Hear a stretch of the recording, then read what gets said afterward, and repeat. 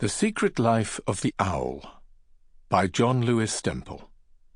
Read by Roy McMillan. The Owls.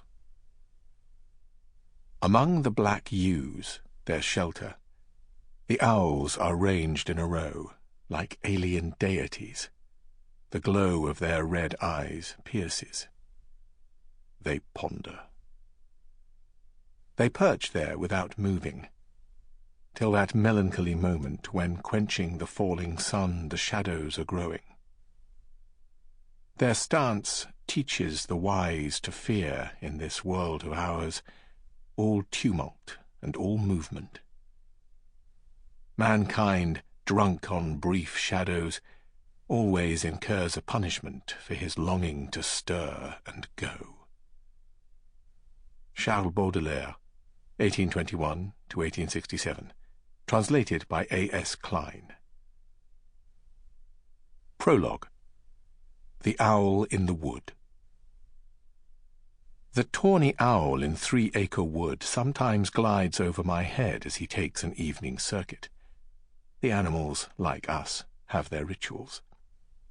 There are times when he comes within 3 feet, 2 even, and I cannot tell, so quiet is his flight, except for a slight weightiness in the air around me.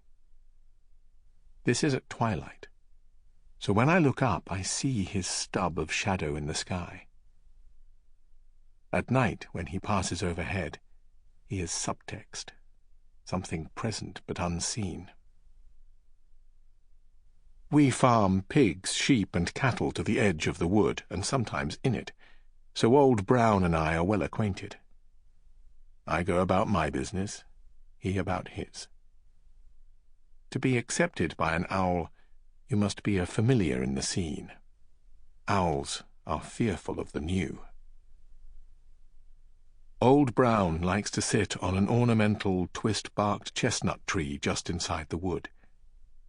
I walked up to him last week, in evening's fire glow, and he observed my approach with professorial focus. Birds know intention, so I kept my hands in my coat pockets to prove the packs. I suppose he let me approach to within 10 feet, until he flew off on his slow moth wings, the lord of the night. There was no alarm.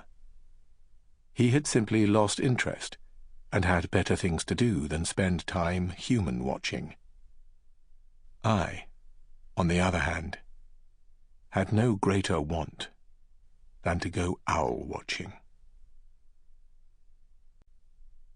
Introduction. O is for owl.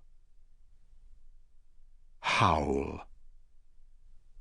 The word owl goes back to the ula of Anglo-Saxon times and has equivalents across Europe: French ibu, German Euler, Dutch Uhl, Latin ulula, all of them derived from some root word used by the ancients to denote and imitate the cry of the wolf. Like the howling wolf, the howling owl is a creature of the night, thus of magic. Night is when evil deeds are done. Accordingly, no witch's potion has ever been complete without a portion of owl. In Shakespeare's Macbeth, Act 4, the witches famously want a wing of howlet. No Gothic novel finished without an owl's ghostly hooting, no horror flick ended without a big close-up of an owl's staring eyes. Even such a consummate 20th century literary technician as Sylvia Plath was unable to resist a dab of pale raptorial owl in her poetry to suggest the menace possessing a New England town. Night is desolation, and so is the habitat the owl makes its resort. The prophet Isaiah foresaw the overthrow of Babylon, after which, amid the wasteland, owls shall dwell there. Owls belong to ruins, woods, and moors. Truly, they are wild birds.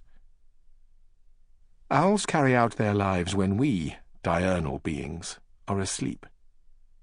Nocturnality is as rare in birds as it is in humans. Less than 3% of avians work after sunset. Owls, then, are other. Sample complete. Ready to continue?